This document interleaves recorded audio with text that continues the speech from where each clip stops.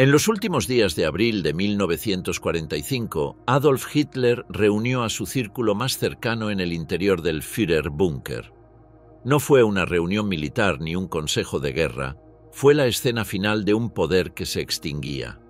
Hitler ya no buscaba estrategias, buscaba reafirmaciones. Hablaba a hombres que sabían que todo había terminado, pero que seguían escuchando en silencio. Su mente alternaba entre la euforia y la negación. Ordenaba movimientos imposibles, culpaba a sus generales y se proclamaba víctima del pueblo que lo había traicionado. Aquellas palabras no eran instrucciones, eran fragmentos de una realidad que solo existía en su cabeza. ¿Qué ocurrió realmente dentro de esa última reunión? ¿Qué pensaba Hitler mientras su mundo se derrumbaba frente a él? Berlín bajo tierra, el ocaso del Tercer Reich. Abril de 1945 marcó el final de Berlín como capital y el inicio de su existencia como campo de batalla. La artillería soviética caía sin pausa sobre una ciudad convertida en esqueleto de sí misma. Columnas de humo ascendían entre edificios destripados, mientras el Ejército Rojo avanzaba desde todos los frentes con determinación implacable. En las calles, civiles atrapados buscaban refugio entre sótanos inundados y ruinas humeantes. Los soldados alemanes, muchos apenas adolescentes o ancianos del Volkssturm, resistían sin municiones ni coordinación real, sostenidos únicamente por la inercia de órdenes que ya no tenían sentido. Bajo esa superficie destruida, a más de 8 metros de profundidad, se extendía el Führerbunker, 2 niveles de hormigón armado, más de 3 metros de espesor en los muros, conectados a la Cancillería por pasillos estrechos que parecían conducir al interior de una tumba. No había ventanas, no había cielo. Solo luces eléctricas amarillentas que parpadeaban con cada impacto en la superficie y un aire viciado que olía permanentemente a combustible, humedad y cigarrillos rancios. Entre 70 y 90 personas habitaban ese laberinto claustrofóbico. Oficiales, secretarias, médicos, cocineros y guardias de las SS, todos atrapados en el último reducto de un imperio que se desintegraba. En el centro de ese universo cerrado, Adolf Hitler había dejado de ser el líder que dominó Europa. Su cuerpo mostraba los signos del deterioro acelerado, temblores constantes en la mano izquierda, rostro ceniciento, mirada que oscilaba entre la furia y el vacío. Caminaba arrastrando un pie, sosteniéndose de los muebles para mantener el equilibrio. Pasaba horas frente a mapas que representaban ejércitos inexistentes, marcando posiciones de divisiones que se habían disuelto semanas atrás. El hombre que había exigido obediencia absoluta a millones ahora dependía de sus ayudantes. Para levantarse de la silla a comienzos de abril, Hitler ordenó su traslado casi definitivo al búnker. Desde entonces, rara vez subía a la superficie. Las reuniones matinales con el Estado Mayor se desarrollaban en la sala de conferencias, donde oficiales marcaban líneas sobre planos desactualizados, mientras la realidad del frente oriental se derrumbaba kilómetro a kilómetro.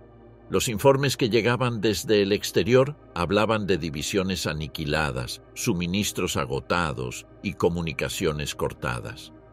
Sin embargo, en el búnker persistía la ficción de un mando operativo. Nadie se atrevía a pronunciar la palabra derrota. El ambiente era denso, saturado de silencios tensos. En los pasillos, los oficiales hablaban en murmullos, conscientes de que cualquier comentario pesimista podía interpretarse como traición.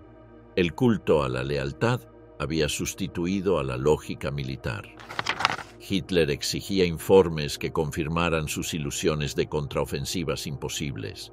Su entorno inmediato alimentaba esas fantasías con medias verdades. Martin Bormann controlaba el flujo de información. Joseph Goebbels repetía consignas de resistencia heroica, y los generales Wilhelm Burgdorf y Hans Krebs presentaban datos manipulados para evitar estallidos de ira. Se había construido un universo cerrado donde la realidad era una amenaza. La vida cotidiana transcurría con rutina mecánica. Las secretarias mecanografiaban órdenes que nunca llegarían a destino. Los cocineros servían comidas modestas en vajillas de porcelana, vestigios de normalidad en medio del colapso. Eva Braun fumaba en su habitación, escuchaba música y escribía cartas que sabía que no enviaría.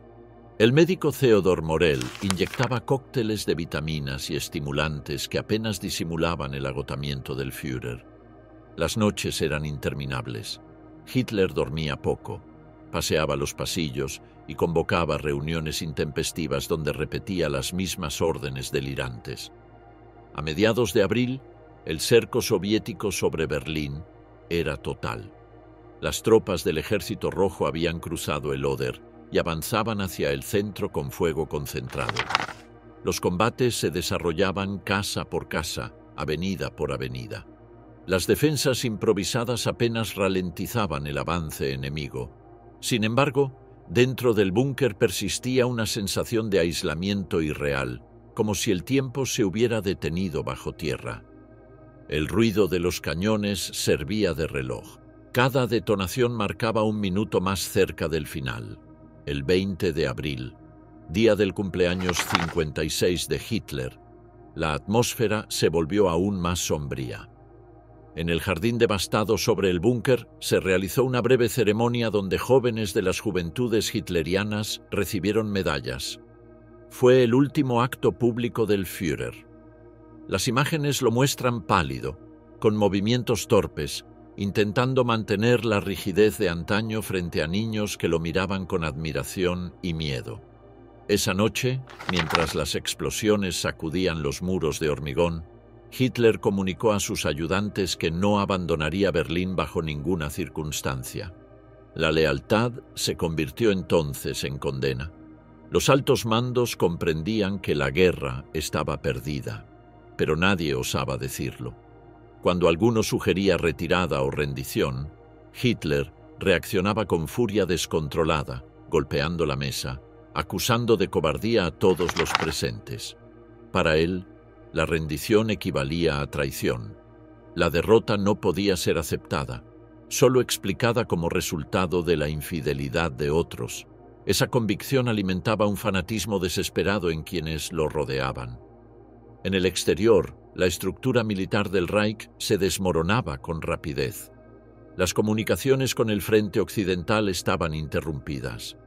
En el norte, las fuerzas aliadas avanzaban sobre el Elba. En el este, los ejércitos soviéticos penetraban hacia el corazón de la capital. Las divisiones alemanas, agotadas y sin combustible, eran absorbidas por la marea de fuego. Las últimas órdenes emitidas desde el búnker exigían resistencia total, ejecuciones sumarias de desertores y castigos ejemplares. La distancia entre la palabra del Führer y la realidad del campo de batalla era absoluta. El círculo de poder se reducía día a día. Algunos oficiales fueron autorizados a escapar. Otros desaparecieron en la confusión. Quienes permanecieron formaron el último anillo de fidelidad. Goebbels, Bormann, Krebs, Burgdorf, los ayudantes Heinz Linge y Otto Günsche, y las secretarias también estaba Eva Braun, quien había llegado a Berlín días antes desoyendo todas las advertencias. Su presencia simbolizaba el cierre del ciclo, la unión entre el mito privado y el destino político de Hitler. En los pasillos del búnker, el ambiente se volvió cada vez más claustrofóbico. Las explosiones retumbaban a intervalos regulares, haciendo vibrar los muros. Las luces temblaban. El suelo húmedo se cubría de polvo y agua filtrada desde los niveles superiores. Los empleados improvisaban barreras con toallas para evitar inundaciones. El ruido de los cañones marcaba el tiempo con precisión implacable. Hitler pasaba horas frente al mapa del frente oriental. Sus movimientos eran lentos, torpes. Pedía informes sobre divisiones que ya no existían. Hablaba de contraataques imaginarios, de unidades que marcharían desde el norte para liberar Berlín. El general Steiner decía: aún podía atacar. Ninguno de los presentes se atrevía a contradecirlo. Cuando Krebs intentaba explicar que las rutas estaban cortadas, Hitler lo interrumpía con violencia. Esa ilusión estratégica se había convertido en su último refugio mental. El contraste entre la magnitud del colapso y la rutina dentro del búnker era casi irreal. Mientras arriba la ciudad ardía, abajo se servían comidas a horas fijas, se escuchaban partes de radio y se discutía sobre movimientos de tropas fantasma. Goebbels dictaba comunicados donde hablaba de la resistencia heroica de Berlín. En las paredes húmedas, los retratos del Führer seguían colgados, como si nada hubiese cambiado. La moral del grupo oscilaba entre el fatalismo y la fe ciega. Algunos esperaban un milagro militar, otros se resignaban a morir allí. La línea que separaba la lealtad del miedo se desdibujaba afuera. Las columnas soviéticas ya podían verse desde los techos derruidos. Dentro, las conversaciones giraban en torno a cómo enfrentar el final, resistir, escapar o seguir al líder en su decisión de morir. La palabra rendición no era pronunciada, ni siquiera en voz baja. El búnker, con sus pasillos estrechos y su luz eléctrica constante, se había convertido en símbolo físico del estado mental del régimen. Un espacio cerrado, aislado del mundo, sostenido por el miedo y la negación. En esos días finales, el Führer y su círculo no solo estaban bajo tierra en sentido literal, estaban también hundidos en su propio mito. Lo que alguna vez fue presentado como fortaleza era ahora tumba. El deterioro físico de Hitler se reflejaba en su entorno. Sus ayudantes, agotados por la falta de sueño, cumplían funciones con precisión automática. El silencio entre ellos era más elocuente que cualquier palabra. Algunos miraban con indiferencia los retratos del líder. Otros evitaban cruzarse con su mirada. Sabían que la derrota ya no era posibilidad. Era realidad que se extendía metro a metro sobre sus cabezas. A medida que los cañones soviéticos se acercaban, las vibraciones del suelo se volvían más intensas. Las paredes del búnker temblaban como si el hormigón respirara. Los techos goteaban agua mezclada con polvo. En ciertos momentos la electricidad fallaba y la oscuridad era total. Solo entonces, en ese silencio momentáneo, se escuchaban las respiraciones contenidas, el tic-tac de los relojes, los suspiros de quienes sabían que ya no había salida. El Führerbunker era, en esos momentos, metáfora completa del Tercer Reich, un refugio construido para proteger el poder, convertido en tumba por su propia obstinación. Las paredes gruesas mantenían fuera el mundo real, pero no podían detener la descomposición moral que avanzaba desde dentro. El líder que había exigido obediencia absoluta ahora solo conservaba la fidelidad de un puñado de seguidores encerrados con él en la oscuridad afuera. Los cañones soviéticos preparaban el asalto final. Adentro, los muros del búnker contenían el silencio de una era que moría. El eco de la lealtad, los últimos fieles. En los pasillos húmedos del Führerbunker, el tiempo se había convertido en una sucesión de gestos vacíos. Las máquinas de escribir sonaban como ecos de una administración fantasma. Se redactaban órdenes que nadie recibiría. Se sellaban documentos que nunca serían entregados. Sin embargo, cada acción mantenía vivo el ritual de la obediencia, como si esa rutina pudiera detener el derrumbe inminente. Los que permanecieron en el búnker durante los últimos días no lo hicieron por azar. Formaban parte de un círculo de lealtad tejido durante más de una década. Habían compartido el ascenso del régimen, vivido del poder absoluto y ahora no sabían existir fuera de él. Cada uno representaba una faceta distinta de la fidelidad al Führer: el fanatismo ideológico, la dependencia personal, la inercia militar o la simple imposibilidad de imaginar otro destino. Joseph Goebbels era el más ferviente de todos. Desde los primeros años del movimiento nazi había sido el intérprete más elocuente del culto a Hitler. Su fe no se había debilitado ante la evidencia del desastre. En esos días finales, su delgadez extrema, su paso nervioso y su mirada febril reflejaban a un hombre completamente identificado con la causa perdida. Se movía por el búnker como sacerdote que oficia una ceremonia sin creyentes. Hablaba de sacrificio, de honor, de fidelidad hasta la muerte. Su esposa, Magda, compartía la misma convicción. Había decidido que sus 6 hijos morirían con ellos, porque no concebía que vivieran en un mundo sin nacionalsocialismo.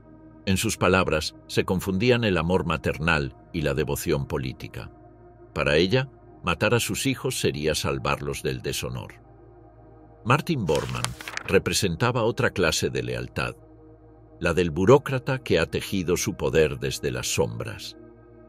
Durante años había controlado el acceso al Führer, filtrado documentos, manipulado rivalidades. En el búnker seguía desempeñando ese papel, controlaba las comunicaciones, regulaba las visitas, decidía qué mensajes llegaban a Hitler. Su presencia se hacía sentir en cada esquina, una figura silenciosa, pragmática, sin ilusiones pero aferrada al mecanismo del mando. En los últimos días, su influencia era menos política que psicológica. Mantenía viva la ficción de que el gobierno seguía funcionando, aunque el país ya no existiera. En el plano militar, los generales Hans Krebs y Wilhelm Burgdorf ocupaban los cargos de enlace y asesores. Sabían que el ejército estaba destruido, pero continuaban presentando informes diarios, escribían con precisión en los mapas, trazaban líneas que se borraban al instante bajo nuevas órdenes. Su lealtad no provenía del fanatismo ideológico, sino del hábito de la disciplina. Habían sido formados para obedecer, no para rebelarse. En ellos, la obediencia se había convertido en resignación. Mientras más evidente se hacía la derrota, más rígida se volvía su conducta. Entre las secretarias, el ambiente oscilaba entre la sumisión y la incredulidad. Traudl Junge, Gerda Christian y las demás seguían mecanografiando órdenes, transcribiendo los pensamientos de un régimen moribundo. A veces escuchaban las explosiones y se detenían un segundo, pero luego volvían al teclado. Habían pasado años al servicio del Führer y no podían abandonar el papel asignado. Sabían que las puertas del búnker conducían a la muerte o a los soviéticos, y ninguno de esos destinos parecía ofrecer salvación. Eva Braun era la excepción emocional de aquel mundo cerrado. No tenía poder político ni autoridad militar. Era la compañera personal del dictador. Su presencia introducía una nota extraña en medio del desastre. Se vestía con esmero, se maquillaba, trataba de mantener cierta normalidad. Algunos la consideraban frívola, pero su decisión de quedarse en Berlín revelaba otra clase de fidelidad, la del sacrificio personal. Podía haber huido, pero eligió permanecer al lado de Hitler, sabiendo que eso equivalía a aceptar la muerte. Su presencia simbolizaba la dimensión íntima del fanatismo. El resto del personal seguía cumpliendo su deber mecánicamente. Heinz Link, el valet de Hitler, mantenía el orden en los aposentos privados. Con meticulosidad obsesiva, Otto Gunsche se encargaba de coordinar la seguridad interna. Rochus Misch permanecía en la sala de comunicaciones, registrando llamadas cada vez más breves y desesperadas. Todos sabían que el final era inminente, pero ninguno se atrevía a desobedecer. En el búnker, la lealtad se había convertido en forma de supervivencia mental. Mientras siguieran cumpliendo órdenes, podían fingir que aún existía un propósito. Las tensiones eran visibles. Goebbels despreciaba a los militares. Los consideraba culpables de la derrota. Los oficiales del ejército veían en los jerarcas del partido a fanáticos que impedían una rendición racional. Entre ambos bandos había hostilidad silenciosa, contenida por el miedo común. Nadie quería ser el primero en quebrar la fachada de unidad. Hitler, cada vez más irritable, alimentaba esas divisiones con sus ataques verbales, alternaba entre la rabia y la apatía. En algunos momentos estallaba en gritos contra sus generales. En otros, se encerraba en silencio absoluto, ajeno a todo. En ese ambiente de aislamiento, la idea de la lealtad adquiría un sentido casi religioso. Cada gesto cotidiano, preparar una comida, escribir una orden, permanecer en el puesto, era una especie de ritual. Habían pasado años repitiendo el discurso del sacrificio por la nación, y ahora lo llevaban hasta sus últimas consecuencias. Afuera, el pueblo alemán sufría los bombardeos y la invasión. Adentro, los dirigentes que lo habían conducido a la catástrofe se preparaban para morir como mártires de su propia causa. Era una distorsión moral absoluta, pero dentro del búnker nadie la percibía así. La autodestrucción se interpretaba como acto de coherencia. Goebbels había asumido el papel de portavoz del destino. En las reuniones nocturnas repetía que el final debía ser ejemplar, que su muerte y la de Hitler serían un mensaje para la historia. A veces pronunciaba discursos improvisados, sin público real, como si hablara a un pueblo invisible. Su voz resonaba en los pasillos con una convicción que ya no tenía objeto. Cada frase reforzaba la sensación de que estaban participando en una ceremonia de clausura más que en una defensa militar. En su mente, el sacrificio colectivo redimiría la derrota. Bormann, más pragmático, se ocupaba de los detalles administrativos del fin. Revisaba documentos, preparaba inventarios, organizaba los relevos de guardia. Su obsesión por el orden persistía incluso cuando todo se desmoronaba. Se aseguraba de que los papeles del testamento de Hitler estuvieran listos, que las firmas fueran auténticas, que las copias se enviaran a destino. Era el burócrata del apocalipsis, manteniendo el orden dentro del caos. Su lealtad no tenía la emoción de la de Goebbels, pero era igual de implacable. Los oficiales Krebs y Burgdorf se movían con disciplina casi robótica. Participaban en reuniones donde ya no había decisiones reales que tomar, informaban sobre unidades destruidas, recibían reprimendas, asentían en silencio. Eran hombres atrapados por el deber. La doctrina prusiana del ejército, que convertía la obediencia en virtud, los mantenía inmóviles incluso cuando el mando había perdido la razón. En sus rostros se adivinaba el peso de una lealtad que ya no era fe, sino condena. Entre las secretarias, el miedo se mezclaba con la rutina. Habían conocido al Führer en momentos de poder absoluto y ahora lo veían consumirse físicamente.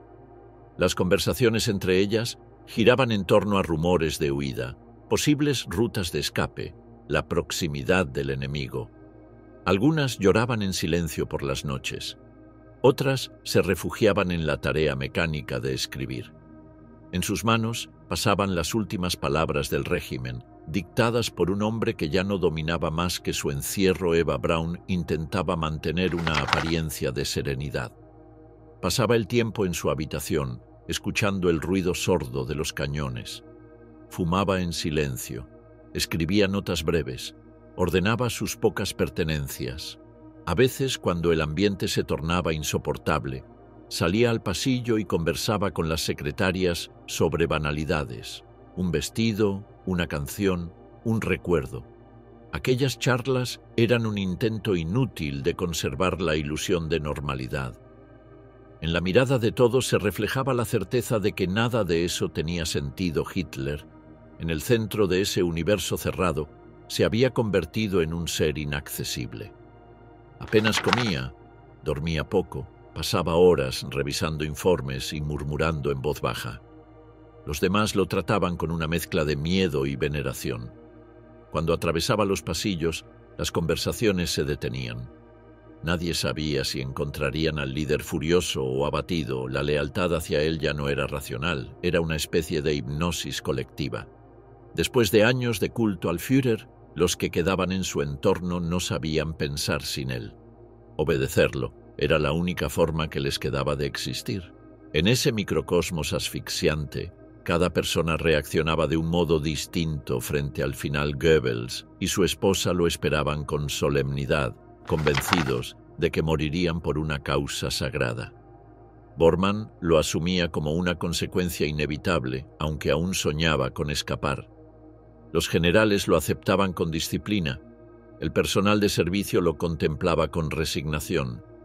Eva Braun lo veía como un acto de unión final, y Hitler, en el centro, lo concebía como el desenlace lógico de su destino. Si el Reich debía desaparecer, él desaparecería con él. Las últimas noches eran una sucesión de silencios rotos por explosiones. En los pasillos, los ecos del bombardeo se confundían con pasos apresurados y puertas que se abrían y cerraban.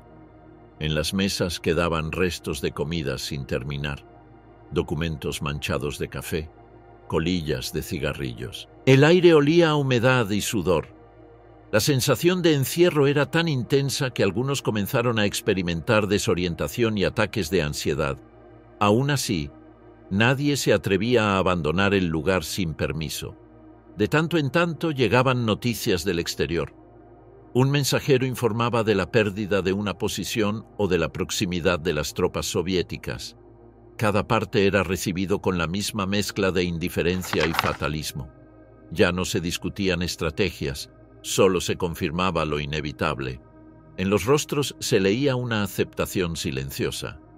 En el lenguaje del búnker, la palabra final comenzó a reemplazar a todas las demás.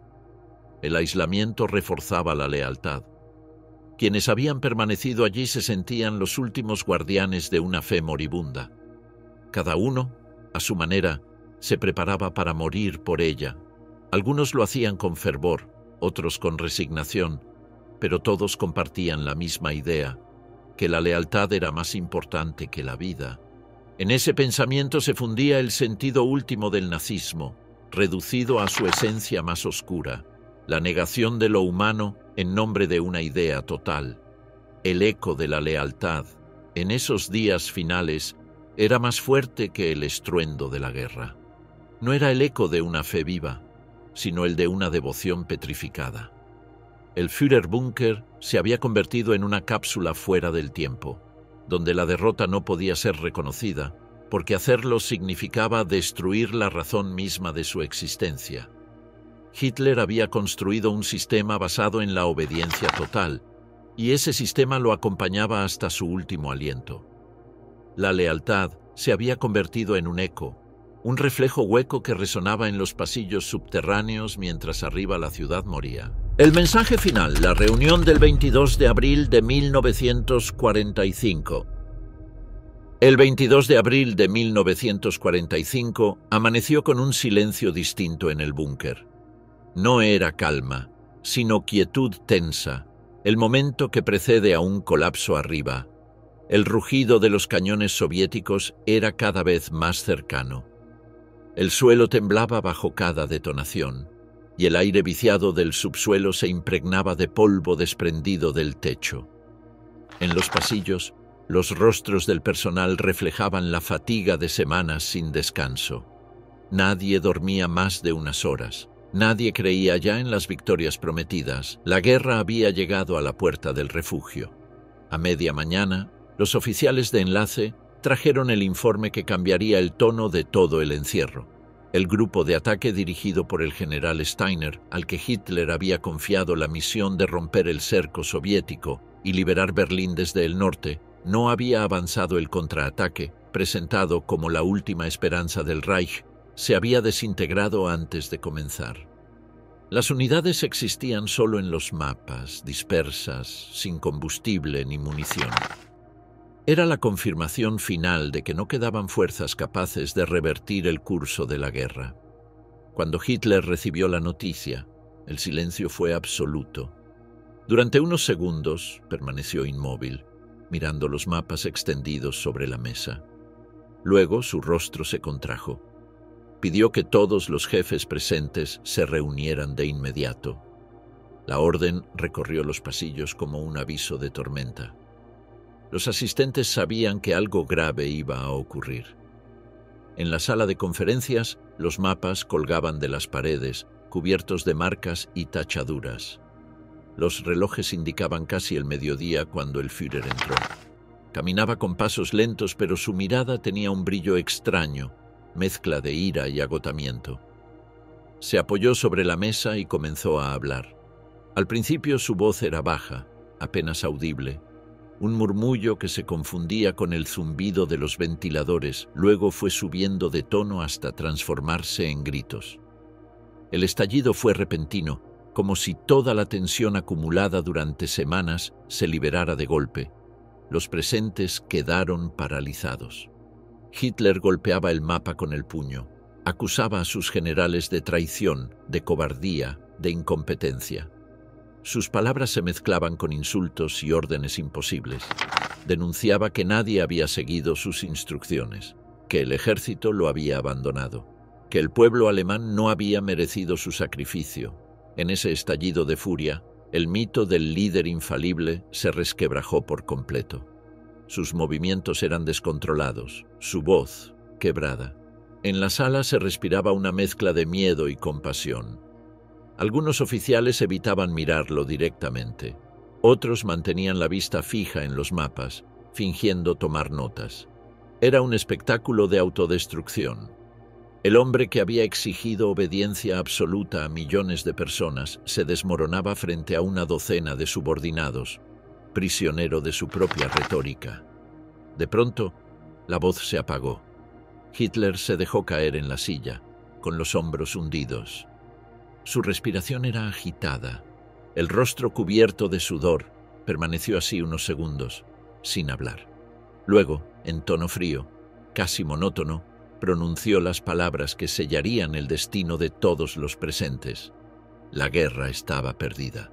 Berlín no sería liberada, y él no abandonaría la ciudad. Dijo que no huiría como un fugitivo ni se rendiría ante el enemigo. Permanecería en la capital y se mataría cuando llegara el momento. Lo haría para no caer en manos de los soviéticos y para dejar a los alemanes el ejemplo de su decisión. Nadie respondió. El silencio que siguió fue más violento que la explosión anterior.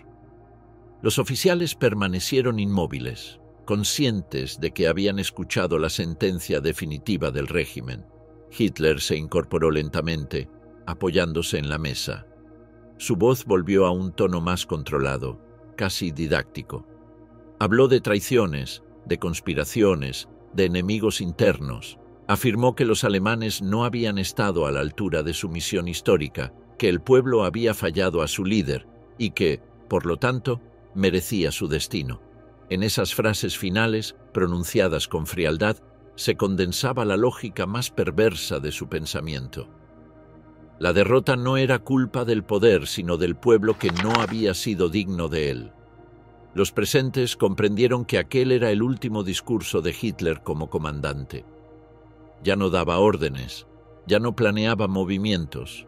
Hablaba como un hombre que cerraba un capítulo, que explicaba su fracaso al único público que aún lo escuchaba.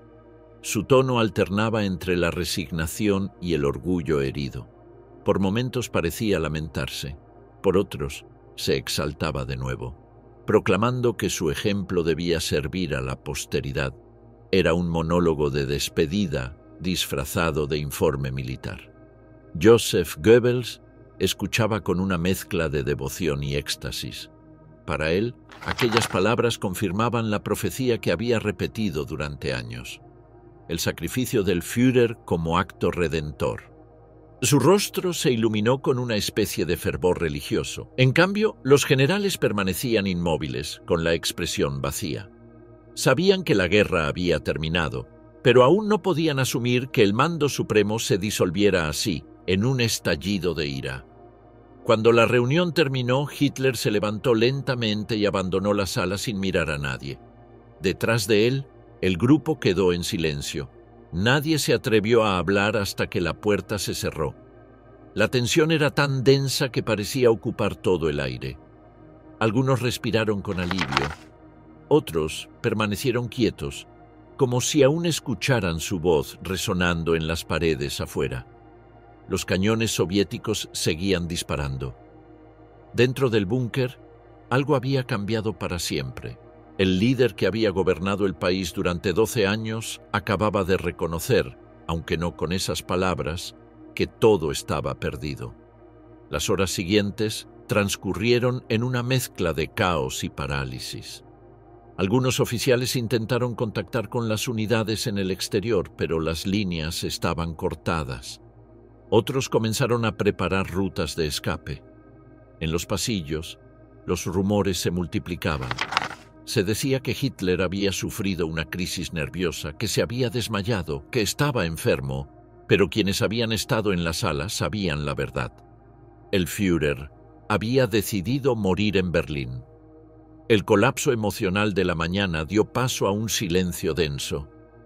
Hitler permaneció encerrado en su habitación durante gran parte del día. Se negaba a recibir visitas. Las secretarias escuchaban pasos detrás de la puerta, el ruido de papeles, el sonido del encendedor. Cuando finalmente salió, su rostro era una máscara de calma. Había pasado del furor a la determinación.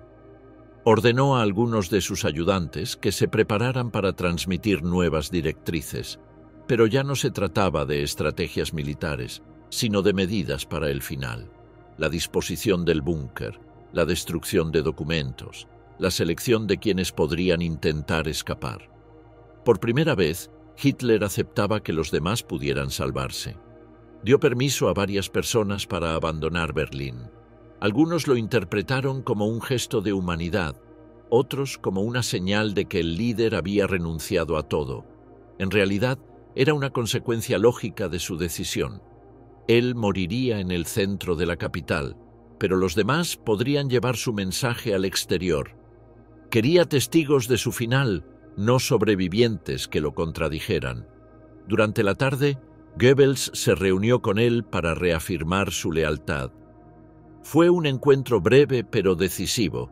Goebbels declaró que no lo abandonaría, que moriría junto a él. Hitler lo escuchó con aparente indiferencia, como si ya esperara esa respuesta.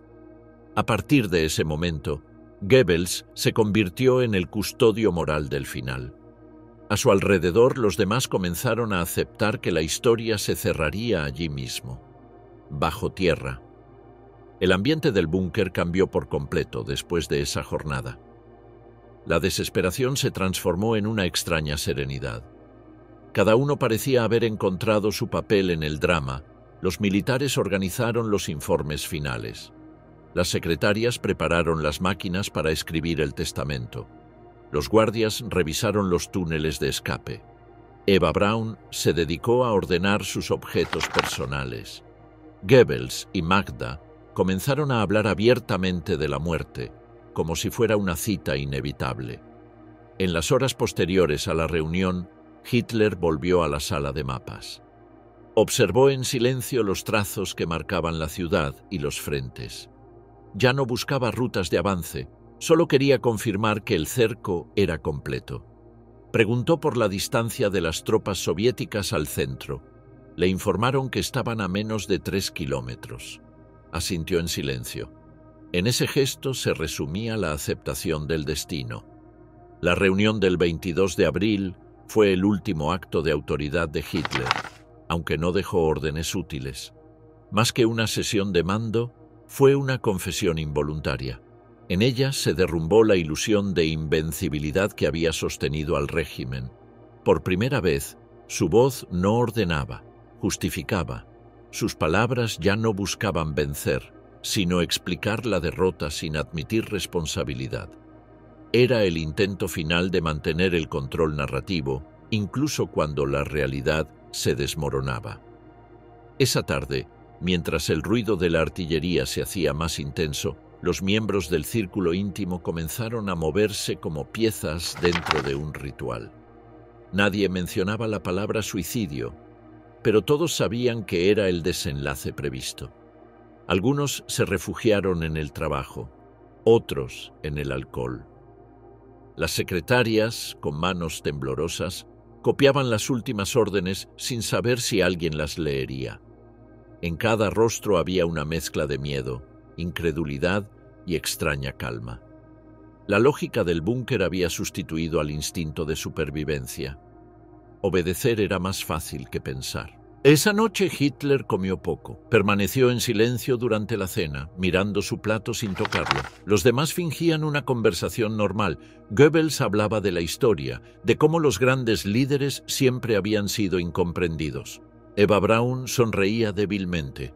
Nadie mencionaba la palabra final, pero todos la sentían flotando en el aire. Cuando Hitler se retiró a su habitación, los demás permanecieron en la mesa unos minutos, Sin saber si debían seguir hablando o levantarse, fue Goebbels quien rompió el silencio. Dijo que la historia se estaba cumpliendo, que estaban presenciando algo único. Nadie respondió. La reunión del 22 de abril y las horas posteriores marcaron el paso del poder al delirio. Después de ese día, Hitler dejó de ser un dirigente para convertirse en un símbolo que hablaba solo para sí mismo. Todo lo que haría en adelante, los testamentos, las despedidas, la organización de su muerte, sería una prolongación de ese discurso final. Había convertido el fin del Reich en un acto personal, una representación destinada a perpetuar su imagen.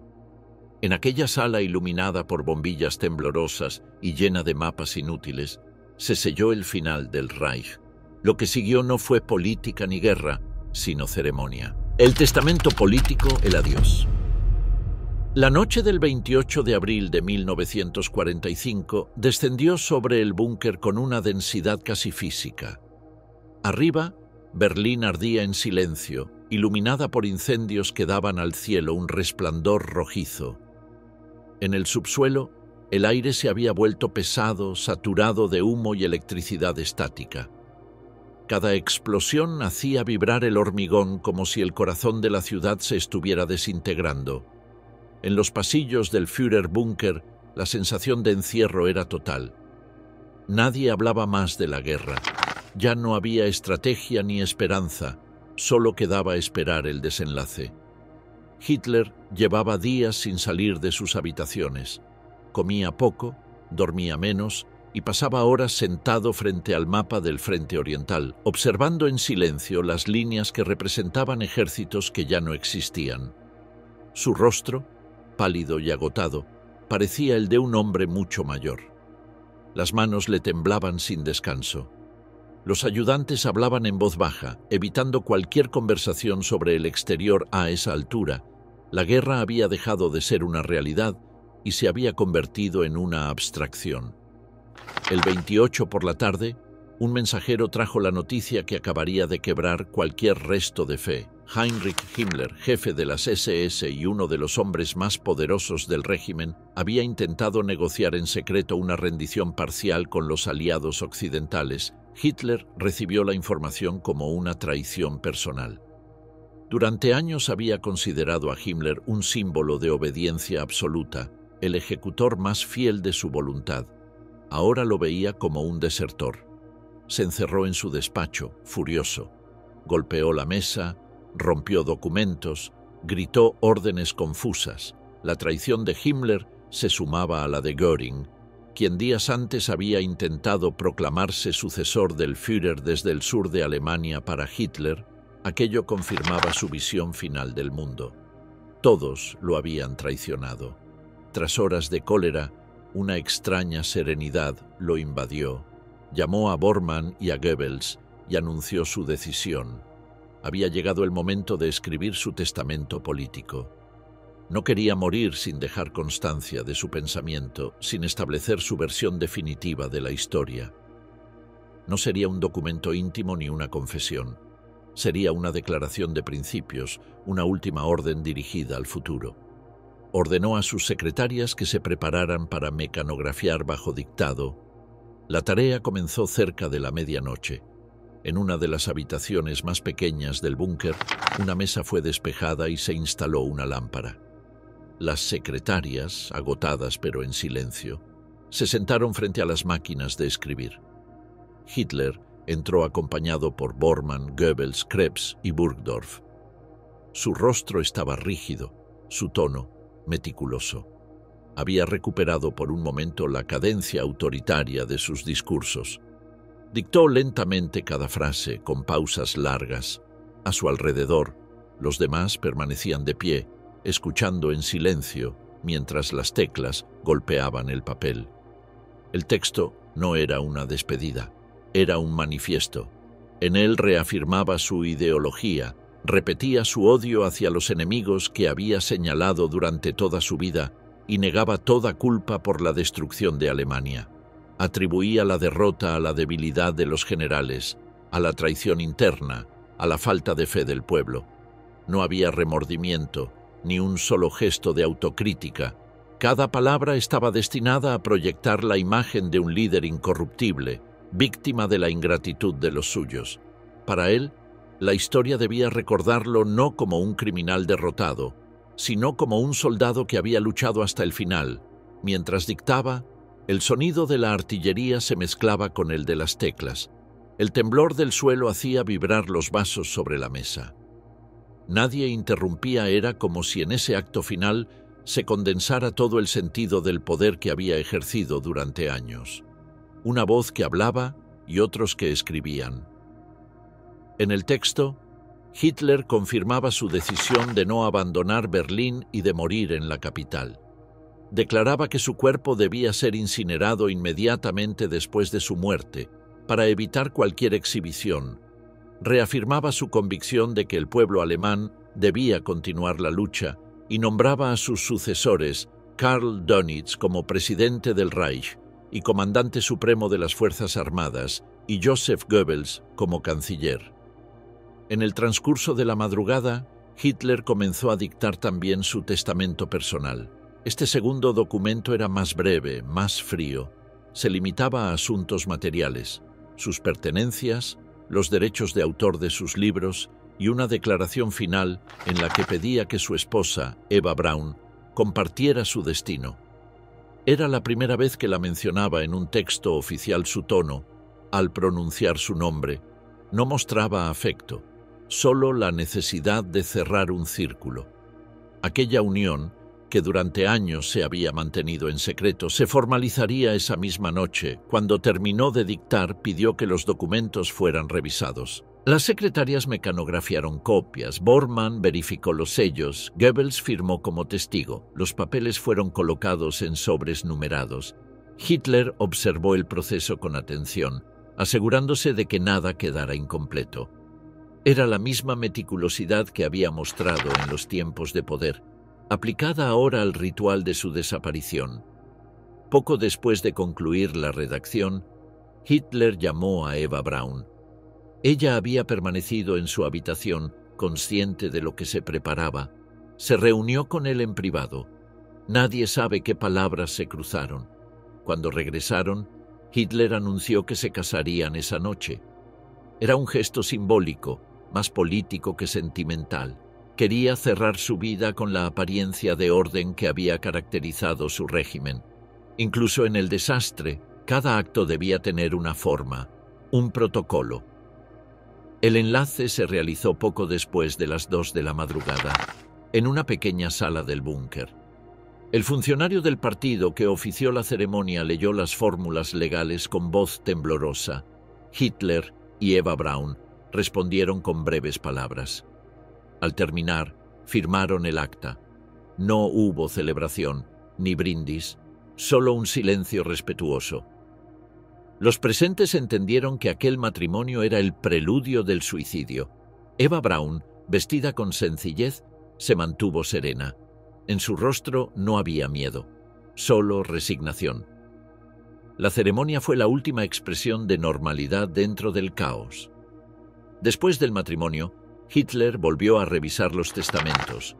Ordenó que se prepararan 3 copias completas y que mensajeros de confianza las llevaran fuera de Berlín, con instrucciones precisas.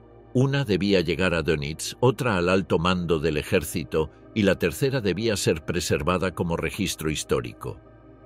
Cada mensajero sabía que tal vez no sobreviviría al intento. Algunos lograron salir del cerco. Otros desaparecieron en las ruinas de la ciudad. Pero el Führer estaba tranquilo. Su legado, pensaba, ya estaba asegurado. Durante las horas siguientes el ambiente en el búnker cambió. La tensión se transformó en una especie de calma solemne. Todos sabían que lo esencial estaba hecho. El líder había dejado su palabra final por escrito y su muerte sería ahora un acto ordenado. Se sirvió un desayuno ligero, aunque pocos comieron. En las mesas se acumulaban papeles, tazas vacías, armas, cigarrillos. El ruido de la artillería no cesaba, pero el interior del búnker se había vuelto casi mudo. Era el silencio del rito cumplido. Goebbels permanecía eufórico. Hablaba del testamento como de un documento histórico, una pieza que garantizaría la pureza de la causa. Para él, era la confirmación de que la muerte de Hitler no sería una derrota, sino una transfiguración. Bormann, en cambio, se mostraba más práctico. Revisaba listas, organizaba relevos, calculaba rutas de escape aún dentro de la ruina. Mantenía la ilusión de control administrativo. Al mediodía del 29 de abril, Hitler se reunió por última vez con los oficiales encargados de la defensa, escuchó informes sobre la situación en el exterior, pero ya no mostró interés. El cerco soviético era completo. El centro de la ciudad estaba siendo tomado edificio por edificio. Las comunicaciones con el resto de Alemania eran intermitentes. Hitler apenas asintió. Su atención estaba en otra parte. Habló brevemente con Goebbels sobre la continuidad del gobierno después de su muerte, repitiendo los nombres designados en su testamento. Lo hacía sin emoción, como quien repasa un trámite. Eva Braun permanecía a su lado, tranquila. Su presencia contrastaba con la crispación de los demás. Se mostraba amable, incluso sonriente. Algunos testigos la recordarían como la persona más serena del búnker, quizás porque había aceptado su destino hacía tiempo. Caminaba por los pasillos saludando al personal, preguntando por detalles mínimos, como si quisiera grabar cada rostro en la memoria antes del final. Durante la tarde, Hitler pidió ver a su perro. Blondie, su pastor alemán, fue llevado a la habitación. Pasó unos minutos acariciándola en silencio. Luego, en un gesto que desconcertó a todos, ordenó que se probara el cianuro en el animal. Quería asegurarse de que el veneno funcionara. El perro murió en segundos.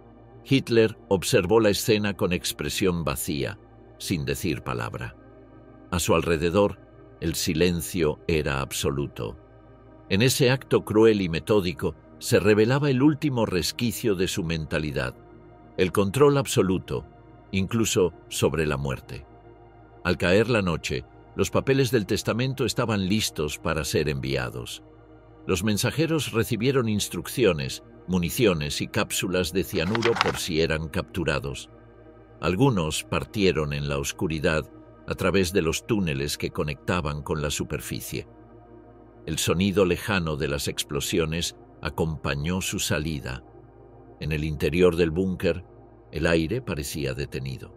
Esa noche, Hitler cenó con Eva Braun y un pequeño grupo de asistentes.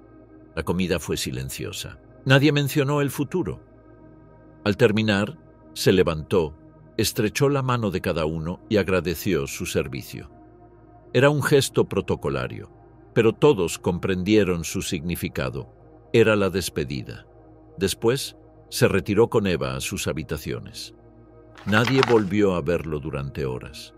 El testamento político, redactado entre la medianoche del 28 y la madrugada del 29, se convirtió en el documento más representativo del final del Tercer Reich. No era una confesión, sino una prolongación del discurso que lo había sostenido durante 12 años. Cada frase era una reafirmación de su visión distorsionada del mundo. El enemigo era responsable de todo. La lealtad debía mantenerse más allá de la muerte, y el sacrificio del líder serviría como ejemplo eterno. En la mente de Hitler, aquel texto era una forma de inmortalidad. Si el Reich debía desaparecer, su palabra quedaría como testamento del ideal. Esa idea le proporcionaba una calma extraña. Después de dictarlo, parecía liberado, hablaba menos, caminaba con lentitud, pero su tono era sereno. Para él, la historia estaba cerrada. Lo que quedaba por hacer era ejecutar el final con precisión. Mientras el Reich se desmoronaba sobre su cabeza, él organizaba su desaparición como si fuera un acto administrativo. En ese contraste entre la ruina y la meticulosidad, se revelaba el verdadero rostro del final. Un poder que, incluso en la destrucción, buscaba imponer orden. Los últimos gestos, fidelidad y ruina. El amanecer del 30 de abril llegó sin luz. En la superficie, el cielo de Berlín estaba cubierto por una niebla densa y el humo de los incendios. Las llamas de los edificios en ruinas teñían el aire de un color rojizo que apenas penetraba hasta las profundidades del búnker. Allí abajo, el tiempo había perdido todo significado. Los relojes seguían marcando las horas, pero nadie sabía si era de día o de noche. Solo el estruendo de los cañones servía de medida. Cada detonación, cada temblor del suelo, era una campanada del fin. En el interior, los corredores del Führerbunker estaban en silencio. Las luces permanecían encendidas de forma constante, proyectando un resplandor pálido sobre los muros húmedos. Las voces se habían apagado. Nadie hablaba más que lo estrictamente necesario. Los pasos resonaban huecos. El aire era denso, cargado de miedo y resignación.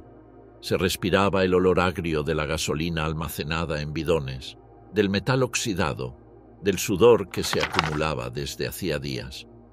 Era el olor de un encierro prolongado más allá de la razón. Hitler se había levantado temprano. Había dormido poco, como en las últimas noches.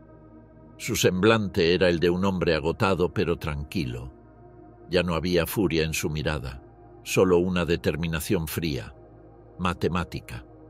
Se había convertido en su propia sentencia. Caminaba con dificultad, apoyándose en las paredes. Ordenó que lo dejaran solo con Eva Braun durante un tiempo. Los demás aguardaron en los pasillos sin atreverse a hablar. Sabían que cada minuto que pasaba los acercaba al final. En la cocina, los sirvientes preparaban un desayuno que nadie comería. Eva Braun pidió café y un trozo de pan. Hitler no probó bocado. Revisó una vez más los papeles de su escritorio.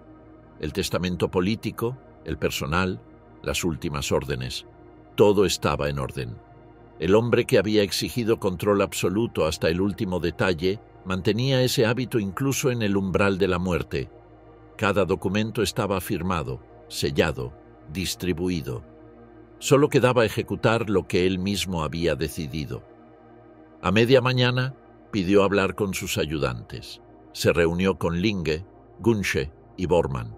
Les explicó, sin rodeos, cómo debían proceder después de su muerte. Su cuerpo debía ser incinerado inmediatamente, junto al de Eva Braun. En el jardín de la Cancillería dio instrucciones precisas sobre el uso de la gasolina, la posición de los cuerpos y el lugar exacto donde realizar la quema. No quería dejar restos que pudieran ser exhibidos. Su obsesión por controlar su imagen lo acompañaba hasta el final. Cuando terminó de hablar, estrechó la mano de cada uno. No hubo solemnidad, solo una cortesía automática. Les agradeció su servicio. Era la despedida. En los rostros de los presentes se mezclaban el miedo y la incredulidad. Escuchar al Führer describir con calma el procedimiento de su propia muerte era algo que ninguna lealtad podía procesar del todo. Sin embargo, todos asintieron en silencio, obedientes hasta el último instante. Poco después, ordenó que se distribuyeran cápsulas de cianuro entre el personal de confianza. Quería asegurarse de que nadie fuera capturado vivo. Los frascos, pequeños y opacos, pasaron de mano en mano con la naturalidad de un inventario. Algunos los guardaron en los bolsillos, otros los colgaron al cuello con un hilo. Nadie preguntó. Nadie rechazó. En el lenguaje del búnker, aceptar el veneno era una muestra de fidelidad. El ambiente se volvió más denso. Las conversaciones se reducían a frases breves, casi susurros. Goebbels caminaba de un lado a otro del pasillo, murmurando palabras que nadie entendía. Su esposa, Magda, permanecía con los niños en su habitación, escribiendo cartas que no serían enviadas. Los pequeños, ajenos a todo, jugaban con bloques de madera mientras el estruendo de las bombas hacía temblar las paredes afuera. La ciudad se desintegraba, pero dentro aún persistía la disciplina del ritual. En el despacho, Hitler y Eva Braun permanecieron solos. Se habían casado apenas 24 horas antes, pero aquella unión ya estaba concebida como preludio de la muerte. Eva vestía con sencillez, un traje oscuro, el cabello cuidadosamente arreglado. Su serenidad contrastaba con el caos que los rodeaba. Había elegido acompañarlo hasta el final, sin protestas, sin lágrimas. Cuando se cerró la puerta detrás de ellos, el silencio del búnker se hizo más profundo. Nadie intentó entrar. Los presentes sabían que era el momento que el Führer había preparado durante semanas. En la habitación contigua, los ayudantes esperaban de pie, nadie hablaba. El tiempo se alargaba en una espera insoportable. De pronto, un sonido seco rompió el silencio. Un disparo, seguido de un olor acre, químico. No hubo duda. Había ocurrido. Durante unos segundos nadie se movió. Luego, Linge y Gunsche entraron. Lo que vieron fue rápido y preciso. Hitler y Eva Braun estaban juntos en el sofá. Ella se había envenenado. Él se había disparado en la cabeza. La escena era ordenada, casi clínica. No había dramatismo, solo el resultado final de una decisión largamente anunciada. Los ayudantes actuaron de inmediato, cumpliendo las instrucciones. Envolvieron los cuerpos en mantas, los trasladaron con cuidado por el pasillo y subieron hacia la salida que conducía al jardín. En el trayecto, las explosiones hacían temblar el suelo afuera. El aire era irrespirable por el humo y la ceniza. Colocaron los cuerpos en un cráter, vertieron gasolina y prendieron fuego. La llama se elevó con un rugido, iluminando por un momento la superficie devastada de la Cancillería. Los presentes observaron en silencio. Algunos saludaron militarmente. Nadie habló. El fuego consumió lentamente los restos, mientras la artillería soviética seguía cayendo a pocos metros. Era el último acto de obediencia. Incinerar al líder para borrar su cuerpo, pero perpetuar su sombra. De regreso al interior, el búnker se sumió en un silencio espeso. La muerte de Hitler no produjo conmoción, produjo vacío. Era como si la energía que sostenía aquel mundo se hubiera apagado. Los que quedaban dentro, Goebbels, Bormann, las secretarias, los oficiales, siguieron moviéndose por inercia. Algunos lloraban en silencio. Otros permanecían inmóviles, mirando al suelo. Nadie sabía qué hacer. El ritual había terminado, pero el encierro continuaba. Bormann asumió la coordinación. Confirmó que Hitler estaba muerto, que las órdenes de sucesión del testamento entraban en vigor. Informó que Karl Dönitz, en el norte, debía ser notificado de inmediato Goebbels. Por su parte, aceptó formalmente el cargo de canciller, aunque sabía que ese título no tenía ya sentido. La maquinaria del régimen seguía funcionando, aunque ya no tuviera cabeza ni propósito. Era una parodia administrativa del poder. Durante las horas siguientes, el búnker se transformó en un espacio de fantasmas. Los sonidos se atenuaron, las conversaciones se apagaron.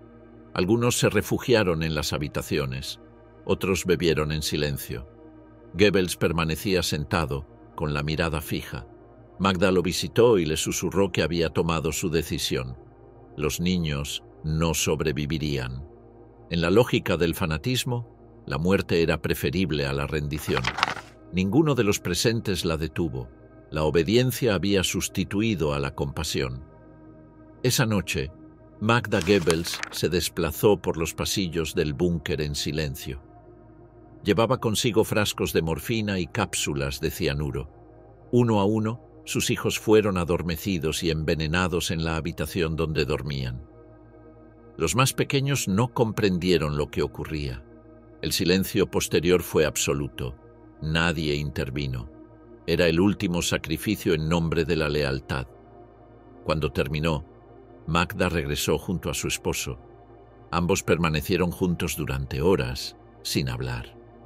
Afuera, las bombas continuaban cayendo sobre Berlín. A la mañana siguiente, el 1 de mayo, Goebbels escribió una última carta en la que confirmaba la muerte de Hitler y declaraba que él y su esposa seguirían su ejemplo. Después de entregar el mensaje, salieron al jardín, se sentaron junto a la salida del búnker y se suicidaron. Sus cuerpos fueron rociados con gasolina, pero las llamas apenas los consumieron. El humo del incendio se mezcló con el de la ciudad en ruinas, sin distinguirse ya lo uno de lo otro. Dentro del búnker quedaban pocos. Bormann intentó organizar la huida. Algunos oficiales y miembros del personal se prepararon para escapar a través de los túneles. Las secretarias fueron divididas en grupos. A algunas se les permitió partir, a otras se les ordenó permanecer. Los disparos se escuchaban cada vez más cerca. La defensa de Berlín se derrumbaba. Aún así, algunos insistían en mantener las formas. Las órdenes se escribían, los partes se entregaban, los saludos se hacían con rigor militar. Las horas finales del búnker fueron una sucesión de gestos automáticos. En una esquina, un guardia revisaba su arma. En otra, una secretaria quemaba papeles. Los generadores eléctricos fallaban intermitentemente, dejando intervalos de oscuridad total. El aire era irrespirable. El olor a quemado se mezclaba con el de la humedad, los generadores fallaban y la penumbra convertía los rostros en sombras. El aire era denso, nadie tenía la fuerza de hablar. Los que quedaban estaban atrapados entre el deber y el instinto. Afuera esperaban los soviéticos, adentro solo quedaba la ruina. La fidelidad, que durante años había sido la virtud suprema del régimen, se había convertido ahora en su forma de muerte. Cada acto, desde la incineración del cuerpo de Hitler hasta el asesinato de los hijos de Goebbels, era la expresión extrema de una idea, la lealtad sin medida. Lo que comenzó como obediencia se transformó en suicidio colectivo. El búnker no era solo el final físico del Reich, sino la representación perfecta de su lógica, la negación de la vida en nombre del poder. En los pasillos vacíos se escuchaban los crujidos de la estructura, el rumor lejano del fuego. Algunos guardias murmuraban oraciones, otros esperaban la señal para huir. La ciudad, arriba, ya estaba ocupada en parte por las tropas soviéticas. El sonido de los tanques se mezclaba con los gritos de combate, pero bajo tierra, los pocos supervivientes permanecían inmóviles, prisioneros de una lealtad que no sabían abandonar. Bormann fue uno de los últimos en intentar escapar. Junto a un pequeño grupo se internó por los túneles y las ruinas, nadie lo volvió a ver con vida. Otros murieron en el intento o fueron capturados. El búnker quedó vacío, iluminado por bombillas que parpadeaban sobre las mesas donde aún quedaban tazas de café frío, cigarrillos a medio consumir y papeles firmados por un régimen inexistente. El fin del Führerbunker no fue un estallido, sino una extinción. No hubo enfrentamiento ni conquista gloriosa. Solo cuerpos inertes, silencio y humo. Lo que había comenzado como una maquinaria de dominación total terminaba reducido a un puñado de fieles destruyéndose a sí mismos. En ese gesto de autoinmolación se consumaba la ideología que los había guiado, el desprecio absoluto por la vida, propia y ajena. La ruina del Führerbunker fue el espejo del Reich entero, una estructura construida sobre la obediencia, desmoronada por dentro, incapaz de sobrevivir a su propio líder. Silencio tras el disparo, el fin del Führerbunker. Cuando el humo del jardín se disipó y las llamas comenzaron a extinguirse, el búnker descendió en un silencio que no era humano. Era el silencio posterior al derrumbe de una idea. Las paredes, ennegrecidas por el humo de la cremación, vibraban con los últimos impactos del fuego soviético que seguía arrasando Berlín. Sobre la superficie, la Cancillería del Reich era ya un esqueleto, columnas destrozadas, techos hundidos, pasillos cubiertos de cascotes. Bajo tierra, en los pasillos húmedos y oscuros del Führerbunker, la maquinaria del poder había dejado de existir. Los presentes que aún permanecían dentro no pronunciaron palabra durante largo rato. Nadie sabía cómo reaccionar ante la ausencia de Hitler. Habían vivido años orbitando en torno a su figura. Sin él, el mundo carecía de sentido. Algunos caminaban sin rumbo, como sonámbulos. Goebbels y su esposa estaban muertos. Bormann había huido o lo había intentado. Quedaban secretarias, ayudantes, médicos, guardias. Todos conscientes de que el final se acercaba también para ellos. El aire era espeso, saturado de olor a gasolina y a cuerpos sin vida. El eco de los pasos resonaba sobre los charcos de agua filtrada del suelo. Los generadores eléctricos aún funcionaban, pero su zumbido se había vuelto irregular. En las habitaciones vacías quedaban platos con comida sin tocar, relojes detenidos, cigarrillos consumidos hasta el filtro. Era el rastro de un mundo que había dejado de moverse, suspendido en un tiempo que ya no pertenecía a nadie. En el exterior, las tropas soviéticas avanzaban calle por calle. Berlín era un campo de ruinas. Los soldados del Ejército Rojo se movían entre edificios ardiendo, entre columnas de humo y polvo. La artillería había reducido la capital del Reich a escombros. Miles de civiles y soldados alemanes, atrapados en los sótanos, esperaban el final sin saber quién los mataría primero, el enemigo o el derrumbe. A cada hora, los tanques se acercaban más al corazón de la ciudad. En el subsuelo, el ruido de las orugas se escuchaba como un temblor constante que hacía vibrar los muros del búnker. Para los pocos que seguían dentro, el tiempo se volvió líquido. Las horas se confundían entre sí. La muerte de Hitler no trajo alivio ni liberación, solo una extraña sensación de vacío. Algunos comenzaron a hablar de rendirse, otros de huir, pero los pasillos eran laberintos sin salida segura, y cada rumor sobre la superficie se mezclaba con el miedo. Nadie sabía si los soviéticos aceptarían rendiciones o ejecutarían a todos sin distinción. La frontera entre la resistencia y la supervivencia había desaparecido. Durante las siguientes horas, los que quedaban en el búnker comenzaron a destruir los documentos restantes. Se quemaron archivos, listas, papeles personales. Las llamas de las cestas de metal iluminaban los rostros exhaustos. Las secretarias, con los ojos hinchados por el llanto, alimentaban los fuegos con hojas mecanografiadas. Cada documento que ardía era un fragmento del pasado que se borraba. El régimen se desvanecía literalmente en humo. En la superficie, los soviéticos habían tomado ya la puerta de Brandeburgo. Las banderas rojas ondeaban sobre los restos del Reichstag. El centro de Berlín estaba bajo control. Los soldados avanzaban con precaución hacia el complejo de la Cancillería. Sabían que allí, en los túneles y refugios, podía esconderse el último núcleo de resistencia nazi. Las explosiones y los disparos aislados continuaban, pero la batalla estaba decidida. El Ejército Rojo había sellado el corazón del enemigo. El 1 de mayo, en la mañana, los supervivientes del búnker recibieron noticias confusas. Dönitz, desde el norte, había asumido el mando del gobierno y del ejército, cumpliendo las disposiciones del testamento de Hitler. En la radio aún se difundían comunicados que hablaban de resistencia heroica y continuidad del Reich, pero nadie los creía. Era la voz de un muerto transmitida por las ondas. El nuevo gobierno apenas existía sobre el papel. En Berlín, el poder había desaparecido junto con su creador dentro del búnker. La atmósfera era la de un mausoleo. Los presentes apenas hablaban, solo intercambiaban miradas. Algunos se preparaban para intentar escapar.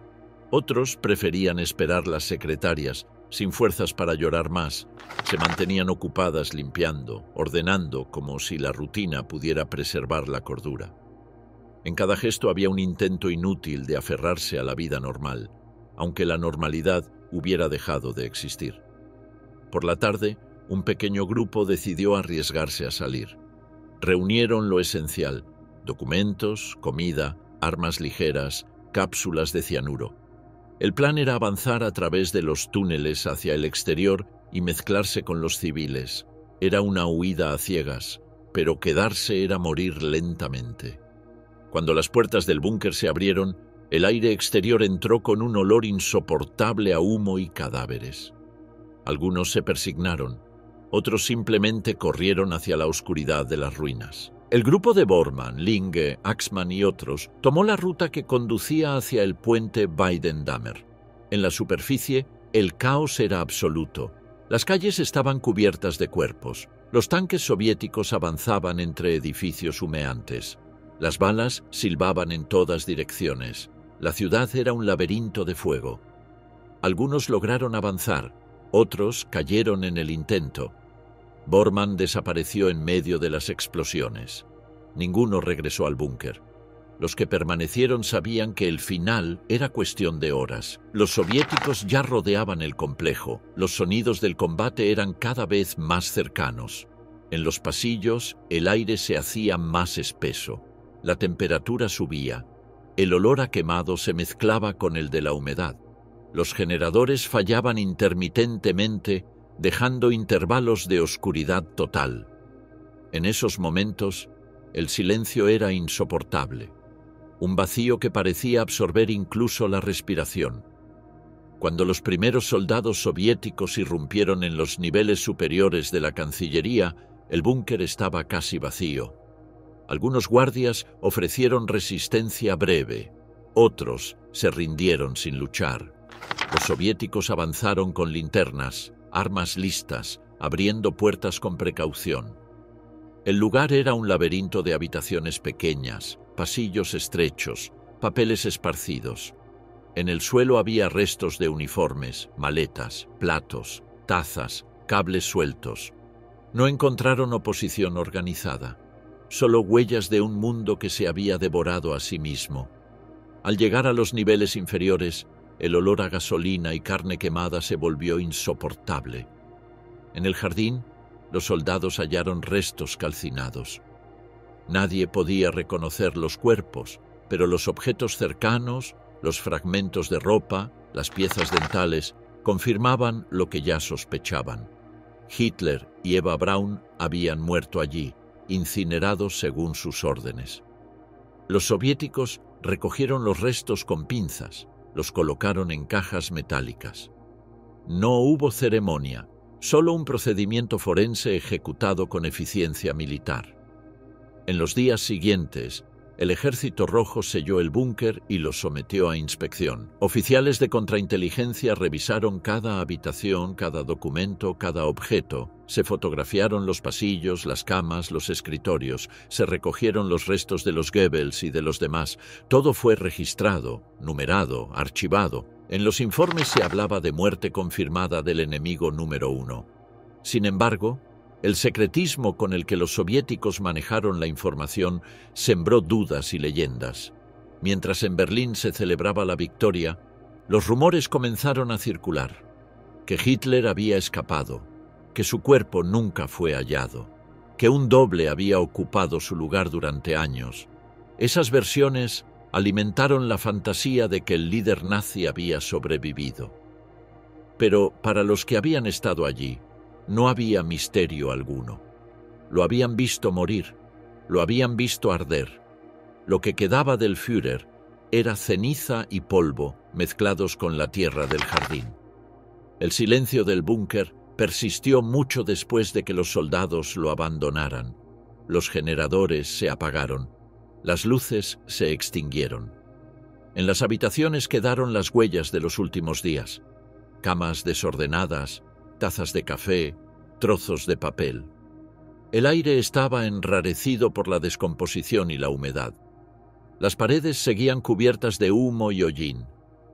Era un cementerio de cosas, un lugar donde el tiempo se había detenido exactamente en el momento del derrumbe. Con el paso de las semanas, el búnker fue sellado. La superficie fue despejada, los escombros cubrieron las entradas. Los soviéticos no querían que aquel lugar se convirtiera en santuario. En los años siguientes, el terreno sería nivelado, los restos demolidos, y sobre ellos se construirían viviendas. El lugar exacto donde Hitler se quitó la vida se perdió bajo la nueva ciudad. Solo algunos planos y fotografías conservarían su memoria. El fin del Führerbunker simbolizó más que la caída de un régimen. Representó la disolución del mito. El lugar que había sido el centro del poder más temido de Europa se redujo a un sótano abandonado. Allí, donde se habían dictado órdenes que costaron millones de vidas, solo quedaban manchas de humedad y silencio. Era el testimonio más claro de que el totalitarismo, por poderoso que parezca, termina siempre por devorarse a sí mismo. En la superficie, el pueblo alemán comenzó lentamente a emerger de las ruinas. Las familias buscaban a los desaparecidos entre los escombros. Los niños jugaban con cascos oxidados y trozos de metralla. Los sobrevivientes caminaban entre edificios derrumbados como si despertaran de un sueño febril. Nadie hablaba del Führer, pero su sombra estaba en todas partes. El aire mismo parecía contaminado por su recuerdo. Los aliados, al conocer la noticia del suicidio, reaccionaron con una mezcla de alivio y cautela. Nadie celebró abiertamente. La magnitud de la destrucción impedía cualquier sentimiento de victoria plena. La guerra había terminado en Europa, pero el costo humano era inconmensurable. Las ciudades eran ruinas, los campos, cementerios. La muerte del dictador no borraba las cicatrices del mundo que había creado. El Führerbunker, con sus muros de hormigón y sus pasillos húmedos, se convirtió en la imagen física del fin de una era. Allí se condensaban la obsesión por el control, el fanatismo, la negación de la realidad. Fue el laboratorio final del poder absoluto, reducido a un puñado de hombres que siguieron obedeciendo incluso cuando ya no existía nada a lo que obedecer. En sus habitaciones sin ventanas, el mito del líder eterno se apagó con un disparo y se deshizo en humo. El silencio que quedó después del disparo fue más elocuente que cualquier discurso. Era el silencio de una nación que había perdido la voz, de un continente que había visto lo peor de sí mismo. Ninguna palabra podía llenar ese vacío. Las ruinas de Berlín se convirtieron en el espejo del derrumbe moral de una civilización. Bajo las ruinas del búnker quedaron las cenizas del Tercer Reich y el eco de sus últimos gritos. Ecos del búnker, memoria y negación. Berlín despertó de la guerra como quien abre los ojos después de un sueño febril y no reconoce el lugar en el que está. Las ruinas se extendían hasta donde alcanzaba la vista. Entre los montones de ladrillos y acero, los supervivientes se movían en silencio, buscando agua, comida o noticias de los suyos. El aire olía a polvo, a humo y a muerte reciente. La ciudad entera era una tumba abierta. En los primeros días de mayo de 1945, los soldados soviéticos dominaron completamente el centro. Entre los escombros de la Cancillería, el jardín ennegrecido aún mostraba los signos de la cremación apresurada. Los soviéticos cercaron el lugar y prohibieron el acceso. No querían que el sitio se convirtiera en un punto de peregrinación. Equipos de investigación soviéticos trabajaron sin descanso en el área, recolectaron restos óseos, fragmentos dentales, documentos y ropas chamuscadas. Los cuerpos de los Goebbels fueron encontrados en las inmediaciones. Los restos que se creían pertenecientes al Führer fueron trasladados a instalaciones secretas. Las muestras dentales confirmarían más tarde la identidad, pero esas pruebas permanecerían ocultas por años. La Unión Soviética consideró más útil mantener viva la duda que cerrar definitivamente el caso. Así nació el primer eco del búnker, el rumor. Apenas unos días después de la caída de Berlín, comenzaron a circular historias de fuga, de dobles, de refugios en los Andes. Los soviéticos alimentaron esas versiones para mantener la incertidumbre. Para el pueblo alemán derrotado, la idea de que su líder había escapado era una forma de aplazar la vergüenza. El silencio oficial convirtió la verdad en un laberinto. Mientras tanto, el búnker permanecía bajo tierra, invadido por el agua de las filtraciones. Las paredes se cubrieron de moho. Lo que había sido el centro del poder más temido de Europa se transformó en un vacío oscuro, donde solo resonaba el goteo constante del agua. Durante los meses posteriores, las autoridades soviéticas transformaron la Cancillería en zona militar restringida. Los accesos al búnker fueron bloqueados. Sobre el terreno se levantaron edificios residenciales. La entrada original fue sellada definitivamente.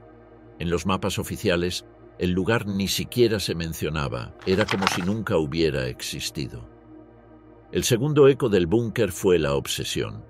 En los años de la Guerra Fría, las agencias de inteligencia occidentales recopilaron miles de informes y testimonios.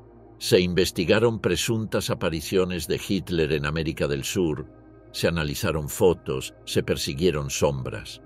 Las autoridades soviéticas respondían con evasivas: el misterio servía a todos, a los vencedores como arma política, a los vencidos como mito de supervivencia. Los restos del Führer fueron trasladados varias veces en secreto, primero a Magdeburgo, luego destruidos y esparcidos en un río. Stalin no quería tumba, ni símbolo, ni lugar de memoria. El dictador debía desaparecer del mundo tangible, pero la ausencia física no apagó su presencia simbólica. Cuanto más se borraban sus huellas, más crecía la leyenda. En la Alemania dividida, el recuerdo del nazismo era una herida que se trataba con silencio. En el oeste, la reconstrucción económica desplazó el pasado. En el este, la propaganda comunista lo transformó en herramienta ideológica. Pero en ambos lados, el búnker seguía siendo un tema tabú. Nadie quería admitir que el final del Tercer Reich había ocurrido en un sótano asfixiante, con un disparo y un puñado de fieles ejecutando órdenes absurdas. A finales de los años 80, investigadores alemanes comenzaron a recuperar planos y fotografías del complejo. Las reconstrucciones revelaron una verdad simbólica. El refugio final del Führer era el retrato más exacto de su régimen. Un sistema cerrado, sin ventanas, sostenido por el miedo y el aislamiento de la realidad. Cuando el muro cayó en 1989, el tema del búnker resurgió con fuerza. En los años 90, las excavaciones confirmaron su ubicación exacta. Bajo un estacionamiento de la calle Gertrud Kolmar yacían los restos del Führerbunker. Ya no quedaba casi nada. Fragmentos de muros, pasillos colapsados, espacios sellados. Las autoridades alemanas decidieron no reconstruirlo ni abrirlo al público. Temían que se convirtiera en lugar de peregrinación para los nostálgicos del nazismo. En su lugar, se colocó una simple placa informativa, discreta, casi invisible. No había monumento, ni museo, ni guía turística. Solo un cartel con un mapa esquemático y unas líneas de texto que explicaban lo que allí había ocurrido. Ese gesto tenía un significado profundo. Alemania no quería glorificar su pasado, sino enfrentarlo con sobriedad. Sin embargo, incluso enterrado bajo capas de hormigón, el búnker siguió generando fascinación. El cine lo reconstruyó, la literatura lo reinterpretó, la memoria lo volvió símbolo, no como homenaje, sino como espejo. En cada recreación, el Führerbunker apareció como el escenario del colapso moral de una época, el lugar donde el poder absoluto se miró a sí mismo y no encontró nada. Hoy, sobre el terreno donde estuvo el búnker, se levantan edificios residenciales y un pequeño aparcamiento. Ninguna señal indica el lugar exacto donde ardieron los cuerpos. Los transeúntes pasan sin detenerse. Los niños juegan. Los autos estacionan. Las sombras de los árboles se alargan sobre el asfalto. Bajo ese suelo, el hormigón sigue enterrado, mudo, como una capa geológica del siglo XX. Pero incluso en su invisibilidad, el búnker sigue siendo un recordatorio persistente. En él termina la línea que comenzó en las calles de Múnich en los años 20 y que atravesó campos de concentración, fronteras y guerras.